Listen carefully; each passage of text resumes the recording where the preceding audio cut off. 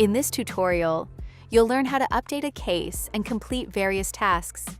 To begin, open the Cases app from the dashboard landing page. Open the case you would like to work on from the Cases list. Once the case opens, you'll see the various sections of the case.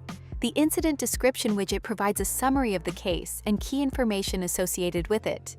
If updates are needed, click the pencil icon within the widget to edit the information.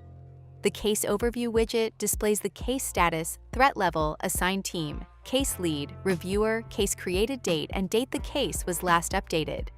To update the case status or threat level, click the pencil icon within the widget to edit the information. When updating the threat level, a reason will be required for documentation. The Subject Information widget displays records associated with the associated student. This information is pulled directly from the student's records and is not able to be edited within the case. The Case Tasks widget contains all of the tasks associated with the case. A task that is due within 7 days will be orange, and a task that is overdue will be red. To complete the task, click Edit Task and update the task information in the box. Once a task is completed, it will turn green and have a check mark next to it.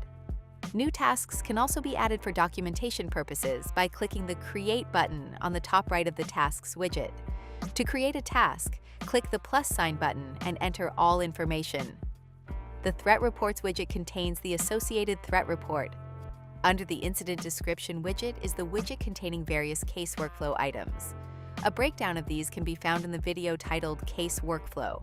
You can return to the cases list at any time to review or update the case, depending on your permissions and your organization's workflow.